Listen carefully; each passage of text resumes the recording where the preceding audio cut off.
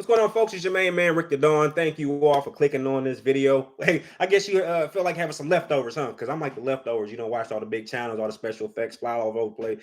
And now you're going to come over here and kick it with me. All right, cool. Let's have a little leftovers talk then. Look, so we're going to go ahead and take a look towards tomorrow's big eviction. We know that the last 2 weeks have been crazy in the Big Brother house. And before I talk about that, let me just say thank you so much for liking my videos and subscribing, all that cool stuff. I appreciate you all. It does not go unseen or unnoticed. I'm actually still small enough where I can see those type of things. I still care about those kind of things. So I have to say I appreciate you all. Now, tomorrow, as you know, Taylor and Nicole are on the block as a result of Kyle pulling down Alyssa and Indy. All right, he pulled those two down. And you know, if you watch my recap, I'm very upset with that decision. I think that Kyle could have had his cake and ate it too if he would have simply did one thing, this is something that all Big Brother greats do at one point in their game, and that is throw competitions. You know, I think this is one of the first seasons where I see players really diving in and sinking their teeth into winning every competition, i.e. Michael. And I get it. I understand you're trying to build your numbers and credibility, but one thing you're also building is your level of threat, your threat level. And, you know, I don't know if it matters because, of course, we got such polarizing players in the game that have rubbed everybody wrong. That is Taylor included, Daniel, Nicole. When you have players like that, sometimes the competitions kind of take a back seat to the drama. And I see that as being a big thing that's happening in this particular season. Now, we're going to quickly look at Nicole and Taylor. What's going on? Why are they in the block? It's because Kyle didn't throw it. If Kyle would have just threw it to Alyssa and Indy, I should say Indy, because Indy looked as if she was the one that was really on par to take it over. But he would have just threw it to Indy. Indy would have taken herself and Alyssa down, and that would have kept Kyle's hands clean. But then again, maybe, just maybe, this is more entertaining because obviously Daniel being completely reverse psychology, he got psyched out by Monty, and Monty used reverse psychology on Daniel, and officially, you know, essentially made Daniel revert on his decision to keep the nominations the same, and he has himself decided to take Indy and Alyssa down. Weird. I couldn't believe it because Daniel is the second incarnation of Dr. Will. So how can someone as great as Dr. Will be duped by Monty? It's just really confusing for me. So in Monty's infinite wisdom, he gets Daniel by way of reverse psychology to agree to take down Alyssa and Indy. And as a result, that turns out to be a crazy move because Nicole and Taylor are the replacement nominations. And I have to say that everybody's gonna be watching next episode tomorrow. Once Daniel, once again, this is the second time he's done this, by the way, and I'm keeping count because I have to. I'm keeping count. I'm actually marking down the bad moves, in particular Daniel's bad moves. But this will be the second time Daniel unknowingly evicts somebody who is, dare we say, not his target. The first one was Ameerah. He was completely shocked that Ameerah went home. He threw Terrence a sympathy vote, and that got Ameerah booted out the game. And in this case, he was the victim of reverse psychology, which is going to get Nicole and which is going to get Nicole evicted, but it got Nicole and Taylor on the block. So I am prepared to say, and I will be having this conversation next. I'm going to finish this episode, but I have a huge question I'll be answering in my next episode. And if you want to know where all my Big Brother content is, go to my page and go to my playlist. But I have a big question. Did Daniel make the worst move in Big Brother history? Now, I've been watching since season 1, and there's been a lot of bad moves. Let's be honest. But this one strikes me as a little different. This guy is so adamant. Most times you see players make moves this bad, and they're just kind of like, you know, maybe this, maybe that. They're a little bit more humble. They're a little more humble about their bad decision or their bad gameplay. But I've never seen a player so adamant, so confident as I do with Daniel. Daniel is extremely arrogant and confident about these bad decisions. So it's making me wonder 2 questions. Did he just make the worst move in the world by agreeing to take Indy and Alyssa down in replacement for Nicole and Taylor, which will ultimately, and we can I'll get to that in a minute, which will ultimately send his best friend home? And the second question is, is Daniel a top 5 bad player in Big Brother history? I mean, you have to give him some credit for getting this far in the game, but it's still early, number one. And number two, he has played a direct hand in 2 of his alliance members going home. I can't say that I remember a season where a player had first-hand dibs on their alliance member going home.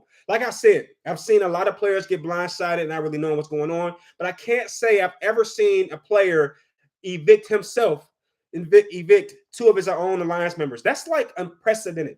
But going into Thursday, there's probably going to be a lot of talk about backdoor options, whether or not Taylor's actually the victim. I expect to see, if we're looking forward to episode 13, I expect the Big Brother editors to really hone in and focus on a lot of the banter about how Taylor is the actual target. I expect to see Taylor shake off the rust that I saw at the end of episode 12. She's crying. She's visibly frustrated with being back on the block, which I thought was short-sighted. I think the Leftovers Alliance is playing a very short-sighted game. They're not looking at the entire picture. They're looking at right now instead of right then, the end game. And I expect her to shake that off. I hope at some point in that episode, she wipes her face and say, you know what? I know what I have to do. This is a move for the Alliance. I don't know if that happens, but I expect to see it. I want to see it, because otherwise it's going to tell me that I don't understand Taylor's game either. You know, it makes me very uncomfortable when I don't understand a player's gameplay. Like Nicole, I'm completely thrown off by this point. I thought I had Nicole's gameplay figured out. I thought she was going to be the person that was quiet and very popular, very nice. And she was like Cruella DeVille in this house, and she aligned herself with Cruella, Mr. Cruella. So, you know, it just really throws me off. But if Taylor doesn't shake this off and see the big picture, it's going to tell me I don't have any idea what game she's playing, because I don't get it. You know who's going home. You know you have an alliance behind you. You know that you're safe, and you're still upset. I don't get that, because a strategic player is going to say, this is Taylor should be playing the game that Pooch was playing when he got kicked out. You know how confident he was, like, hey, I'm safe, I'm good. That's what I expect to see from Taylor. Maybe it's just me. Maybe Taylor is seeing something I don't see. Maybe she's already seen two pawns go home, and maybe that's perhaps why she's a little frustrated, because Pooch went on the block against Taylor as a pawn, went home. Ameerah went on the block with Terrence, went home. So maybe she's thinking that something could go awry. But even so, there's no way that Nicole is staying over Taylor. Even if you remove all the allegiances, Taylor is not a stronger player than Nicole, in my opinion. Not even close, actually. And that's just my personal opinion. I think there's going to be people who hear me say that and watch me, and they're going to say, I actually favor Taylor's gameplay more. And I get it. She's in the line. She's safe. But I'm going to say unbiasedly that I believe that Nicole's the better player. And if you remove all the other context, I still think that Nicole is safe over Taylor. That's just my personal opinion. So I would expect to see her shake that off and realize she's going to be safe. I expect to see the Leftovers do more bozo moves, like all meet in the exact same place at the exact same time. I'm expecting to see that. The last episode really threw me off with that. I cannot believe that I saw each player in one huddle just having these conversations. I'm thinking to myself, wow, guys, it's no better way to hide your alliance than to be all in the HOH room together. And that is without outside members. If you're going to all be huddled in a space like that, at least have one or two external members in there as well to really throw people off. They did that very well when they got caught by ameerah, by having conversations by the Hammock, because they had Terrence with the group. It really kind of threw things off a little bit. But in this case, the last episode showed them all in the same space without anybody externally, right? It was just all internal members. Bad move in my decision. So I'm expecting to see more of that, because it shows me if they don't know not to, do that, then they're going to do it all throughout the season. And eventually it's going to be obvious. The reason the cookout and most strong alliances make it is because they stay under wraps. That is not what they're doing. So I've already said this, I don't see them making it to the end as a full 7. I don't think that's going to happen. Even though the numbers are clearly on their side, but I do think at some point members are going to start to fracture away, whether that be Kyle and Alyssa, whether that be Michael, Taylor, and Brittany, whether that be Kyle and Turner. I see some people starting to diverge away from the core alliance. So yeah, I do see that as happening. And then, as you know, after the eviction and Nicole is gone, can we all just get that out the way? And it's crazy, man. Was Nicole the victim of karma? That's the big question of this episode. She came in so strong. She was very nasty towards Taylor, had this game mentality. She saw a weaker player. She found things that she didn't like about Taylor, and these were things that were questionable. She took something that Taylor said in grief and trying to support her, and she gave that information to Daniel, who, being her right-hand man, lashed out at Taylor. So the question has to be, was Nicole a victim of her own evilness, her own karma. I use the word karma very, very carefully, but was she the victim of her own nastiness, right? And it really teaches me something. There are universal laws out there that, when you do something, you get something, right? And I think that we can safely say that outside of the game of Big Brother, we're just talking about in life. If you go out and you start robbing people, you might get away a couple of times, but eventually you're going to get hurt or you're going to get put inside of a jail. I mean, it's starting to show me that, maybe nothing that extreme, but just lying to people, telling white lies, being nasty to people, talking about people, shunning or disrespecting people because they're not the same as you. These type of things, they can come back. And I think Nicole is finding that out, firsthand. And I cannot even imagine or begin to imagine her reaction to the reception that she's going to receive when she gets out the house. You've already seen Ameerah on television trying to defend her name. You also saw Pooch saying, hey, me and Taylor had a great relationship. I mean, we all saw the truth. So it just comes across as half-hearted. So I think once Nicole gets voted out and she is going home, it's not even a question. There's no way she flips the house. If Pooch couldn't do it, Nicole will not do it. Unfortunately, I think Nicole put all her eggs in one basket, and that was the anti-Taylor basket. And right now, Taylor's looking really strong. I mean, she has Monty. She has the greatest player in the game in Michael. She has Brittany. At the very least, she has 3 other players outside of herself that will keep her safe. Even if the Leftovers alliance dissolved right now, Taylor would still have Brittany, Michael, and Monty. Joseph, Kyle, and Turner, I mean, they would probably join some other force, but Taylor would still be at least 4 strong. And that says a lot. How do you go from the bottom of the game to 4 strong? That is a huge turnover. And I have to say that Taylor, I feel like she's that player that may actually win. And I know I sound crazy, but I've seen players go through this in the past. And the one that comes to mind is Rachel. I don't know if I'm saying her name correctly. I think I am, but she had a huge showmance, and nobody's gonna mess with my man. If you watch Big Brother, you know exactly who I'm talking about. I believe her name was Rachel, and she was in a showmance with somebody, and she was targeted from day one. And because she took so many shots, I even think she got evicted at one point and got brought back. Like, she went through so much in the game that, eventually they just ran out of bullets, and they just like, we can't take her out. We just quit. And I think seeing Taylor come back from the dead like 3 times, and not only did she come back, but the people who targeted her were the first ones to go. I mean, this is insane. I don't think we've ever seen a season where a player was targeted as much as Taylor, and they stayed around to see the actual vengeance. She has been vindicated. She's been I've never seen a player be targeted and bullied and ostracized as much as Taylor. And then the 5 or so players that were the main corporates all get taken out one by one by one by one by one. I've never seen that. Okay. You had Paloma X'd out the game in a very, very crazy manner, right? Then you have Pooch, who was openly against Taylor and even so confident to put himself on the block against Taylor. Insane. X'd out the game. Then Ameerah, following the exact same format, puts all her eggs on the Taylor basket. She gets axed out the game. And then next is Nicole, visibly shaken, hates Taylor for all intents and purposes, dislikes her a lot, however you want to state it. And now she's going to get put out the game. It's not even a question, it's a fact. And then you know who's next? Daniel was next. What does this say? What is this? I'm trying to read the script. I'm trying to read the invisible script here. If you touch Taylor, you're gonna be done for, right?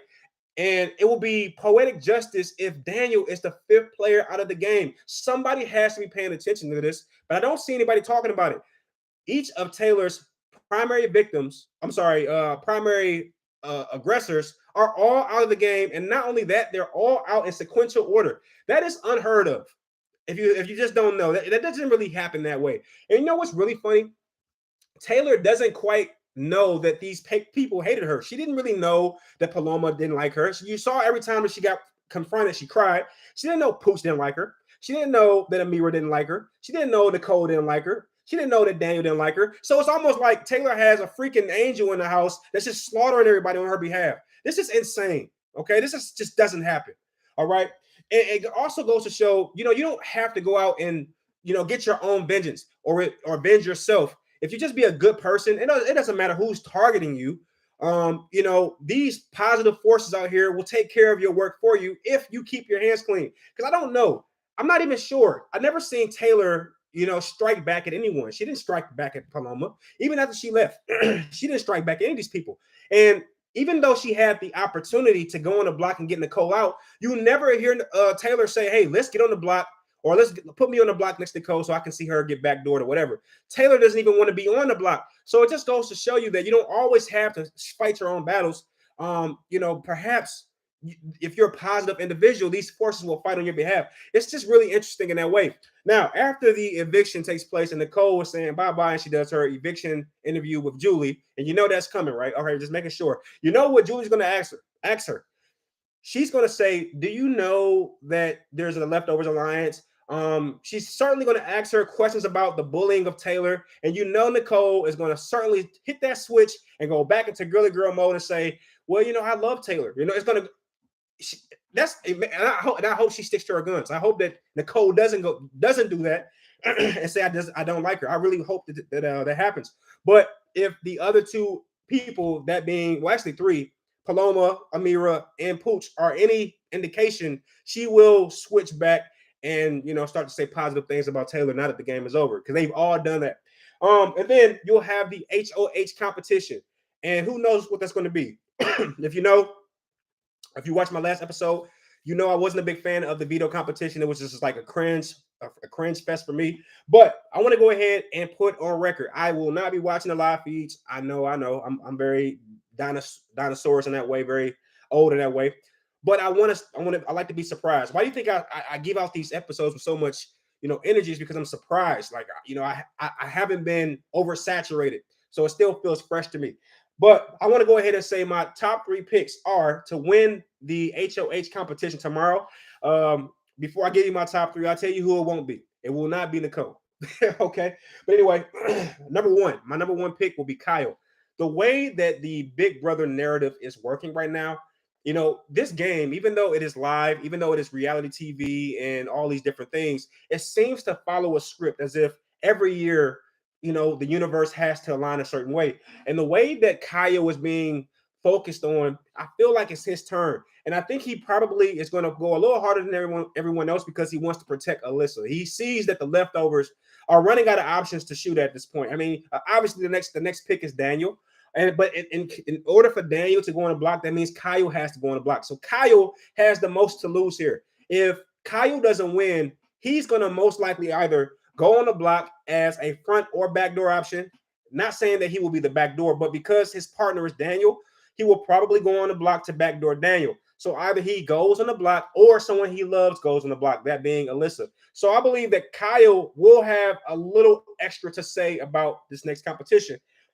Number 2 will be Michael. Michael has been a great veto threat, but I don't think we've seen him really, you know, jump in front of the pack for the HOH competitions. I think that may change tomorrow. I think Michael will finally realize the importance of being HOH, and I will go ahead and just say I do think that he is very capable. Or he's very capable.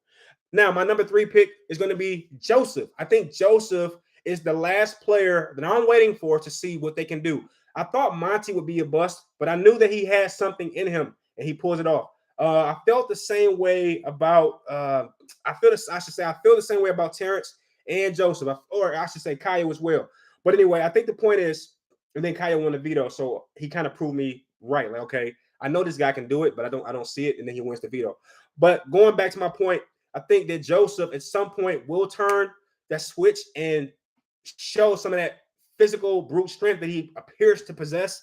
We just don't see it a lot in the game, because even the last HOH competition wasn't all about physicality. It was actually about fidelity and agility, if you will. So I think he'll start to figure that out. I mean, at least I hope so. So my picks are number 1, Kyle, because he has the most to lose. Number 2, Michael, because I think that he is starting to keep track. He's a super fan. Remember that. So that he knows that winning HOHs is really what builds your credibility in the game. And he's not someone who's going to shy away from winning competitions, despite the threat of being labeled a competition beast. But he's only shown himself to be strong in veto competitions. And if he's a super fan, he knows that. And I think that he's going to have a lot to prove, and he's going to definitely go for that HOH. Number 3 is Joseph, just because I think the timing is there. I think Joseph has been someone who's been under the radar for so long, and I do feel like he's going to finally snap out of his rut and show the world what he can do. I think Joseph is going to be a good player in terms of competitions somewhere in the middle to the end of the game, and it would not surprise me whatsoever if Joseph made it to the end because he's not winning competitions, right? He's doing the opposite of Michael and Kyle. He's not presenting himself as a threat, even though you can just you can put Joseph next to anybody in the game and say, who's the threat here? If you've never watched Big Brother, who's the threat? They're going to say Joseph, but he's hiding that by way of losing competitions, whether inadvertently or on purpose or by mistake. I don't know if he's actually trying to lose. I'm going to go with he's not trying to lose. He's just not doing a good job. But at the same time, it's working for him. Okay, so those are my picks. We won't know whether or not these picks are actually accurate. Kyle, Michael, Joseph. But I would like to think I will be right about this. I'm usually close. I hope I am. At least I want to feel like I know this game well enough to be able to pick players before they actually play the game. But tune in with me tomorrow, and we will find out who actually won, and we'll talk about it. If nothing else, we'll just have some opinions on it. But after this episode, I will be talking about the question of the hour. Did Daniel make the biggest bad move in Big Brother history? Did he make the baddest or the worst move in Big Brother history? That is a question that I need to just digest and spew into the universe and see what comes back, because I'm starting to get those kind of vibes. But nevertheless, thank you all for clicking on this video, and I'll see you in a minute. Peace.